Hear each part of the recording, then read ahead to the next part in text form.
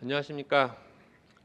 부천시 중일동, 중이동, 중삼동, 중사동, 약대동을 지역구로 하고 있는 국민의힘 시의원 장성철입니다.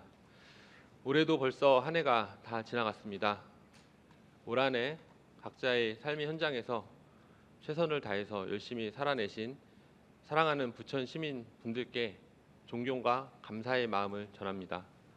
또한 부천 시민을 위해 노고가 많으신 조용익 부천시장님과 부천시 공직자 여러분들, 그리고 한 해 동안 함께 의정활동을 하고 계시는 존경하는 동료 선배 의원 여러분들께도 감사의 마음을 전합니다. 본 의원은 총 11건의 시정질문을 준비하였으나 시간이 제한되어 있기에 첫째, 부천시 총체적 재정위기 극복을 위한 대책 촉구 관련, 둘째, 부천시 작은 도서관 예산 삭감 및 상호대차 서비스 운영 중지 관련 다발성 시민 민원 발생에 따른 대책 마련 요구, 셋째, 길주로 빗거리 조성 사업 전면 재검토 요청, 넷째, 부천시 공원 코디네이터 질소 궤도반 등 시민 서비스 전면 중단에 따른 대책 마련, 다섯째, 부천 시정연구원 설립 시기에 대한 전면 대검토 및 부천형 시정연구 시스템 구축 요청, 이 5건만 구두로 질문하고 나머지는 서면으로 대체하도록 하겠습니다. 첫 번째는 부천시 총체적 재정위기 극복을 위한 대책 촉구 관련 질문입니다.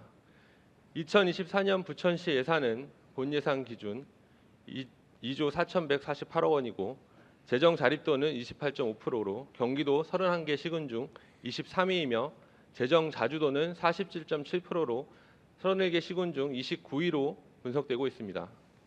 부천시는 시승격 50주년을 기념하기 위해 50억 이상의 비용을 지출했고 각종 신규 사업을 위한 용역을 남발했으며 집행부에서 야심차게 추진했던 부천시 홍보관 사업 등 수천만 원짜리 사업을 용역만 진행하고 사업을 진행하지 못한 것들도 많습니다.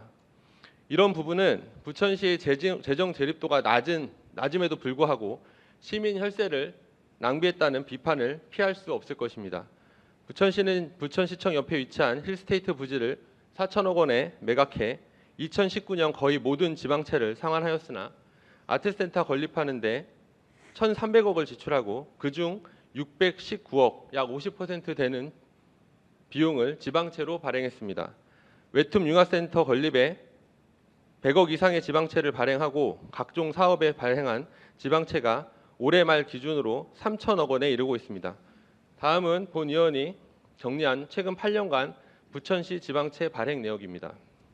여기 보시면은 문화예술회관 건립으로 되어 있는 것이 이제 우리가 부천중앙공원 그리고 시청 앞에 있는 부천 아트센터 그 건물인데 2021년 5월에 185억 원, 21년 7월에 115억 원, 그리고 2022년에 또 253억 등등 해서 굉장히 많은 지방채를 발행해 놨고요. 또 외투 융합센터 건립도 2020년에 100억 원, 그리고 2021년에 80억 원, 꽤 많은 비용, 180억이나 되는 돈을 지방채로 발행을 했습니다.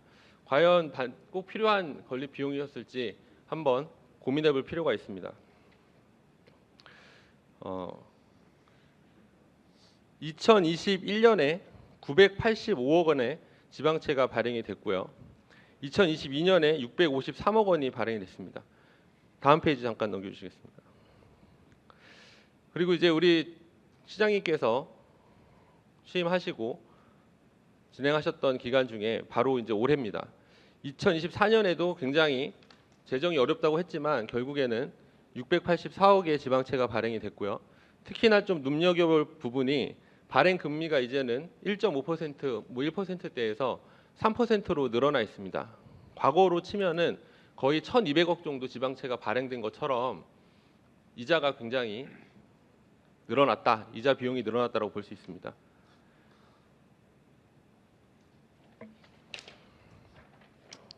작년부터 본 의원은 지방채 발행 및 이자율 상승에 대해 경고했었으나 2024년 684억의 지방채 발행을 하며 부천시 집행부는 안일하게 대처했습니다. 2025년 예산안 심사를 하며 부천시 재정 위기를 현실적으로 극복할 수 있을지에 대한 우려가 깊어졌습니다. 도서관 사업단은 별마루 도서관 건립 차입금 115억 원 중 2025년 상환해야 할 23억 원의 지방채를 갚지 못해 1.5%의 이자율로 발행한 지방채를 3.51%의 지방채로 다시 재발행해서 차환해서 갚아야 하는 상황이 발생했습니다. 큰 우려가 듭니다. 앞으로 3천억 되는 지방채가 이렇게 예산이 없어서 높은 이자율로 차환해서 갚게 된다면 부천시의 재정이 지속적으로 악화될 것이라는 것은 불보듯 뻔한 사실입니다. 빚을 상환할 수 없는 상황이 되면 2배 이상의 이자율로 다시 지방채를 발행하고 이렇게 계속 지속된다면 부천에서는 지방채를 상환하지 못하고 계속적으로 빚만 늘어나는 그런 상황에 당면할 수 있을 것입니다. 부천시장께서는 이러한 현실에 대해서 책임감을 가지고 구체적인 해결 방안을 마련할 것을 촉구합니다.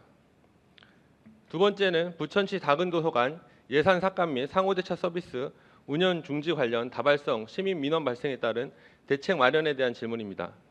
현재 이외에 27건 이상의 반복성 민원이 접수되고 있습니다. 부천시 예산 부족으로 미래 세대를 위한 공립위탁 작은도서관은 2024년 대비 2025년 30% 약 3.2억 원이 감소했습니다. 부천시 시립 작은도서관은 2024년 예산 대비 2025년 예산이 53.7% 감소했습니다. 금액은 작지만 거의 작은도서관 운영이 불가능할 정도의 예산 감축입니다. 부천시 재정 악화로 사업 축소 및 도비 보조 사업 매칭의 시비를 미편성하게 되었습니다. 상호대차 서비스는 운영 인력을 50% 감소해서 기존의 상호대차 서비스가 중단될 예정인 지역에서 서비스 유지를 요구하는 민원이 다수 발생하고 있습니다. 경영학에서는 기업에서 매출이 줄어들고 운영이 어려워지면 교육 관련 비용을 가장 먼저 삭감하는 것이 오래 생존하지 못하는 기업의 사례로 연구되어 많이 소개되고 있습니다. 부천시는 미래 세대를 위해 반드시 필요한 도서관 사업 예산을 구분 없이 30% 실링으로 대폭 삭감함에 따라 향후 부천의 미래 세대의 꿈과 가능성을 지원하지 않는 도시가 될 가능성이 있습니다. 부천시장께서는 상대적으로 비중이 작은 도서관 사업단 예산을 대폭 삭감하게 된 이유를 설명해 줄 것을 요구합니다. 앞으로 도서관 서비스 저하에 따라 불편을 겪게 될 수만 명 이상의 부천 시민들께 새로운 대안과 대책을 마련해 주시기 바랍니다. 제가 도서관 사업단에서 받은 자료를 보니 거의 1년에 이용하시는 분들이 부천 시민의 한 70% 이상, 한 56만 되는 시민들이 도서관을 이용한다고 나와 있습니다. 물론 반복적으로 이용하시는 시민들도 계시겠지만 어쨌든 많은 시민이 효용을 느끼고 체감하는 이런 사업에 대해서는 반드시 예산을 세워주실 것을 요청드립니다. 세 번째는 길주로 빗거리 조성 사업 전면 대검토를 요청하는 시정 질문입니다. 부천시장께서는 총 사업비 17.8억의 길주로 빗거리 조성 사업 기본 계획을 수립하고 사업 진행 여부와 별개로 2025년에 용역비 8천만 원에 대한 예산을 수립하고 있습니다. 현재 부천시 재정 상태로는 반드시 필요하고 실효성이 보장된 사업을 우선적으로 추진해야만 하는 것이 상식입니다. 도시의 활력을 불어넣고 랜드마크가 될 상징적인 사업을 추진한다는 추진 배경은 추상적이며 사업비 투자 대비 효과에 대한 구체적인 지표가 없었습니다. 특히 지금과 같이 재정 위기 상황에서 어렵고 힘든 곳부터 예산을 투입해야 하는 것은 부천 시민의 삶의 질에 직접적인 영향을 미칩니다. 시민들이 체감하는 정책을 살리고 방만하게 운영되던 사업을 점검해 정리하는 방향으로 재정 위기를 극복해야만 합니다. 부천시장께서는 서부 수도권 핫플레이스 육성이라는 막연한 사업계획서보다는 당장 도래할 집안채 원금과 이자 상환이라는 시급하고 중요한 문제에 집중해서 전략적 의사결정을 할 것을 권고드립니다. 위와 같은 이유로 사업을 전면 재검토하실 것을 요청드립니다. 네 번째는 부천시 코디네이터 질서 궤도반 등 공원 코디네이터 질서 궤도반 등 시민 서비스 전면 중단에 따른 대책 마련을 요청하는 시정 질문입니다. 공원 코디네이터는 공원에서 프로그램을 진행하는 사업의 일환으로 시민 체감도가 아주 높은 서비스입니다. 어린이들을 위한 식물 채집 활동, 환경 보호 활동, 탄소 중립 등 전 세대에 걸쳐 다양한 프로그램을 기획하여 운영하고 있습니다. 지난 4년간 공원 코디네이터 분들이 실행했던 프로그램은 매우 반응이 좋습니다. 현재 40명의 공원 코디네이터가 활동 중이고 시민 반응이 좋아 더 확대해 나갈 계획에 있었습니다. 부천시는 내년 예산을 수립하면서 공원 관리과의 관련 예산을 필수 예산이 아니라는 명목으로 전액 삭감하였습니다. 시민들께서 긍정적으로 체감하고 있는 예산에 대해서는 사업 중지에 따른 시민 불편이 발생하기 마련입니다. 예고 없는 서비스 중단은 시민들의 저항과 반발을 가져올 것이 뻔합니다.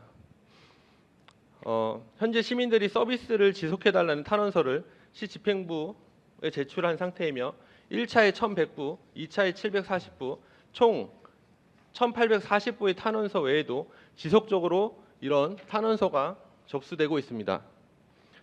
화면에 보시면 아시겠지만 부천시 공원 프로그램 지속 운영을 위한 서명을 받고 있는 것입니다. 2024년에 350여 개 기관과 66,300명의 시민들이 공원 프로그램에 참여했다고 합니다. 시 예산은 시민을 위해 쓰여져야 하는데 6억에서 7억 정도의 예산이 없어서 부천 시민을 위해 무료로 진행하던 공원에서의 작은 즐거움을 없앤다는 것은 잘못된 것이라는 2,000명 가까운 부천 시민들의 목소리가 전달되었습니다. 뿐만 아닙니다. 공원에서 발생하는 민원이나 시민 불편 사항을 접수해서 처리하는 질서개도반은 내년 예산 부족으로 12명에서 2명으로 80% 이상 감원해야 하는 상황입니다. 공원 청소 사업 예산을 무려 30% 줄여 청소 용역 사업자가 입찰에 응하지 않고 있는 것이 현실입니다.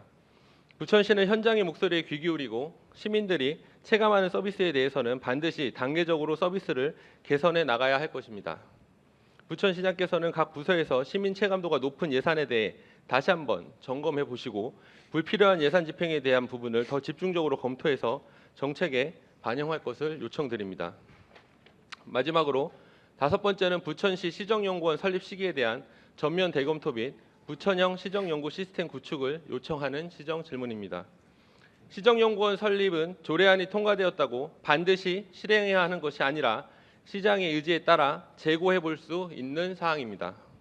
시정연구원은 완성 단계에 이르렀을 때 유지비용, 연구용역비 등 한 해 40억 정도가 예상되며 30년 기준 1천억 이상의 막대한 예산이 지출되는 부천시의 중대한 의사결정입니다.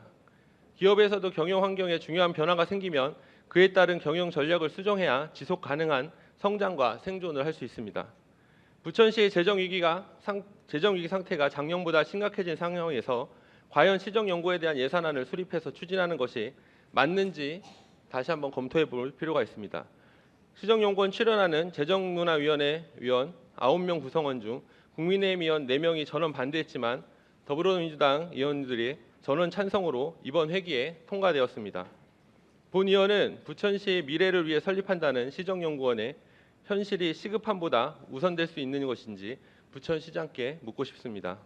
시정연구원은 말 그대로 현재의 상황에 대해 분석하고 현상을 증명하는 과정이지 새로운 아이디어나 정책을 연구로서 제시할 수 없습니다. 시정연구원이 마치 부천의 재정 위기나 문제를 해결해 줄 것처럼 주장하는 것은 막연한 기대에 대한 환상이며 연구원의 메커니즘을 전혀 모르는 발상임을 인지해야만 합니다. 어려운 부천시 재정 환경을 고려해서 시정연구원 설립을 최대한 늦추고 보다 탄력적이고 탄탄하고 전략적인 준비 기간을 가질 것을 요구합니다. 시정연구원 설립 시기를 조정해서 공청회 및 시민 참여 소통의 시간을 충분히 갖고 정책을 추진할 것을 제안합니다. 관내 대학의 의견을 적극 수렴해서 지역 대학 네트워크 강화를 통한 시정연구원 설립 대체 조직 마련 등 새로운 방향으로 고민해 나갈 것을 제안해 봅니다. 부천시 인구는 2024년 10월 말 기준 77만 1,402명이고 매달 1,000명씩 지금도 감소하고 있습니다. 인구 50만 이상의 시가 연구원을 설립할 수 있다고 법이 완화된 것은 설립 요건의 완화이지 설립 의무가 없으며 현재 부천시의 인구 감소 상황에서 기존과 같은 시정연구원은 설립 이유와 실효성이 부족합니다. 시정연구원을 설립한 타 지자체에 비해 부천시의 자립도가 낮고 심각한 재정 위기 상황이기 때문에 운영에 필요한 예산 확보에 대한 문제가 발생할 것입니다. 위와 같은 문제들을 최대한 극복할 수 있는 방향으로 많은 전문가들의 의견을 모아 부천형 시정연구 시스템을 만들어 볼 것을 제안드립니다. 우선 과거 부천시에서 좋은 성과를 거두었던 부천시 공무원 중심의 시정연구단을 재가동해서 시정연구원의 핵심 기능을 테스트해 볼 필요가 있습니다. 연구원을 선발하기 전에 전 세계의 다양한 시정 관련 연구 논문을 찾아볼 수 있는 시스템을 도입하고 부천시의 그동안 연구 용역 자료를 정리해서 찾아볼 수 있도록 지식 경영 시스템을 도입해 볼 것을 권고드립니다. 여기에 챗 GPT 등 AI 시스템을 활용할 수 있도록 설계를 한다면 부천 시정에 대해 수많은 경험을 가지고 있는 공무원 직원분들이 모두 연구원의 역할을 충분히 해낼 수 있으실 것이라 생각합니다. 이것은 제가 제안하는 부천형 시정연구 시스템의 기본 모델입니다. 이러한 지식경영 시스템 구축 비용은 지속적으로 발생하는 것이 아니라 초기 시정연구원 설립 비용인 20억 수준에서 도입해 볼 수 있기에 실효성을 선제적으로 검증해 볼 수 있습니다. 부천시장께서는 재정 위기에 부천시의 시정연구원 설립이 시기적으로 적절한지에 대해 다시 한번 신중하게 검토해 주시기를 요청드립니다. 타 지자체에서도 시정연구원의 연구 성과가 검증되지 않았고 시정연구원 방만 운영에 대한 문제점이 언론에 보도되고 있는 상황에서 부천시가 기존의 시정연구원을 그대로 답습해 설립할 이유가 전혀 없습니다. 트렌드가 지나간 기존의 정통적인 시정연구원 모델보다는 부천시 공무원 모두가 연구원이 역할을 할 수 있는 부천형 시정연구 시스템 구축을 선제적으로 진행해 주시기를 간곡하게 요청드립니다. 부천시가 많은 고민을 통해 새로운 시정연구 시스템을 선도해 나가기를 기대해 봅니다. 구두 질문은 여기서 마치도록 하겠습니다. 부천시장님께서는 서면으로 질문한 부분에 대해서도 성실히 답변해 주시기 바랍니다. 부천시의 예산이 매우 없고 시민이 체감할 수 있는 여러 예산들이 삭감돼서 시민들의 걱정과 우려가 큰 상황입니다. 부천 시민들의 일상의 행복이 지속될 수 있도록 저도 기초의원으로서 제 위치에서 최선을 다하겠습니다. 부천시장께서는 다양한 어떤 예산의 방만한 부분들을 다시 한번 점검하셔서 시민 체감도가 높은 쪽으로 예산 집행을 할 수 있도록 다시 한번 면밀하게 검토해 주시길 바랍니다. 감사합니다.